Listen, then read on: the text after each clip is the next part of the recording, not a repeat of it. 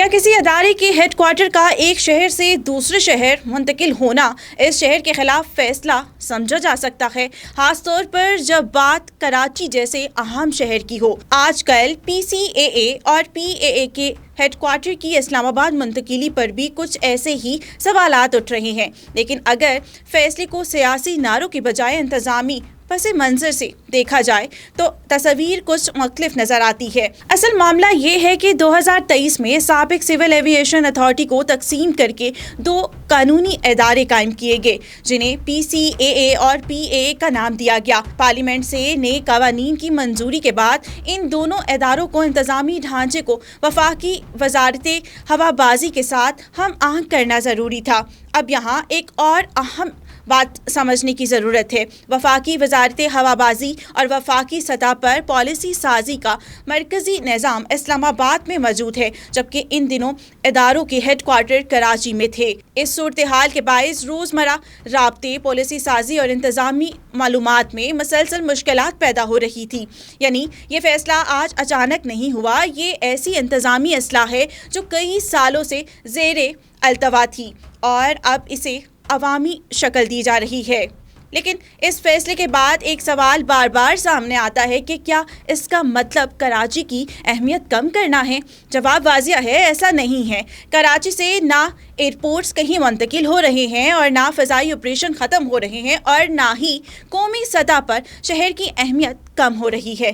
منتقل صرف مرکزی انتظامی دفاتر ہو رہے ہیں۔ اس فرق کو سمجھنا بہت ضروری ہے اور یہ جتنی جلدی ہم سمجھ لیں ہمارے لیے وہ اچھا ہے، کیونکہ ہیڈ کوارٹر کی جگہ اور کسی شہر میں موجود فضائی آپریشن دونوں ایک ہی چیز نہیں ہیں۔ دوسری طرف یہ موقف بھی سامنے آ رہا ہے کہ ملازمین کی رہائش اور سہولتوں کو دیکھتے ہوئے ہیڈ کوارٹر کراچی میں ہی رہنے چاہیے، لیکن قومی اداروں کا ڈھانچہ صرف اس بنیاد پر طے نہیں کیا جا سکتا کہ ملازمین کہاں رہنے چاہیے۔ ایسے ادارے قومی ضروریات، بہتر انتظام اور کارکردگی کو سامنے رکھتے ہوئے چلائے جاتے ہیں، تو پھر مزاحمت کیوں ہو رہی ہے؟ اس معاملے میں یہ موقف سامنے آ رہا ہے کہ بعض ایسے ذاتی اور گروہ مفادات متاثر ہو سکتے ہیں جو برسوں سے قیام ہے۔ کچھ عناصر جن کا ماضی میں یونین سیاست اور مقامی سیاسی بیروکریٹ حلقوں میں اثر رہا ہے، اس انتظامی اصلاح کا کراچی کے حقوق کا مسئلہ بن رہا ہے اور دباؤ پیدا کرنے کی کوشش کی جا رہی ہے۔ یقیناً کراچی کے حقوق اپنی جگہ اہم ہیں اور ان کا تحفظ ہونا چاہیے، لیکن انتظامی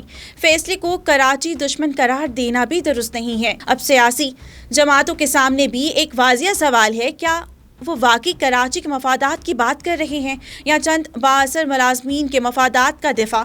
آخرکار قومی ادارے کسی فرد، گروہ یا ذاتی سہولیات کے لیے نہیں بلکہ بہتر کارکردگی کے لیے ہوتے ہیں۔ اگر کسی اصلاح سے فیصلہ سازی تیز ہوتی ہے، رابطے بہتر ہوتے ہیں اور انتظامی نظام زیادہ مؤثر بنتا ہے تو پھر اس اصلاح کو سیاسی دباؤ کے ذریعے روکنے کی بجائے اس کے نتائج کو دیکھنا چاہیے۔ کراچی کی اہمیت اپنی جگہ قائم ہونی چاہیے، لیکن اداروں کو بھی مفادات کے تحت نہیں، کارکردگی کے اصولوں پر چلنا چاہیے، یعنی ایک مضبوط اور مؤثر انتظامی نظام کی بنیاد پر۔